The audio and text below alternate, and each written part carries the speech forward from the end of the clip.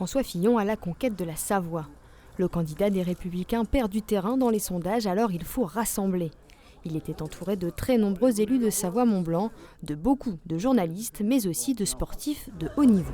Le programme nous plaît parce qu'on va refonder la France. Comme je suis une gaulliste, je ne suis pas les Républicains, j'ai ma carte gaulliste du général de Gaulle. Eh bien, moi, je veux que cette France retrouve sa grandeur.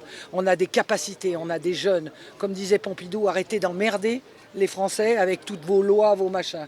François Fillon va faire tout ça. J'ai lu son livre, je sais ce qu'il va faire. Je connais l'homme, c'est un sportif. Il a du tempérament, il a de la ténacité, il a du courage. Alors moi, je dis simplement aux gens, ouvrez les yeux et on fonce tous derrière Fillon. Reste donc à François Fillon à changer de braquet pour atteindre l'une des deux places synonymes de second tour. Autre ambiance sur le marché de Mété, cette fois-ci ce matin.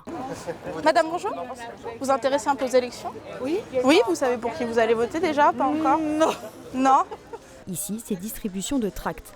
Beaucoup d'électeurs ne sont pas encore sûrs du bulletin qu'ils mettront dans l'urne, alors il faut convaincre.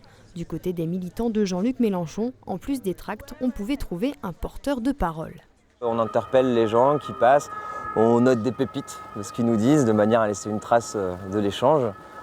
Souvent, quand on discute avec un militant en campagne, vous avez l'impression que tout ce qui l'intéresse, c'est de vous faire voter pour son candidat.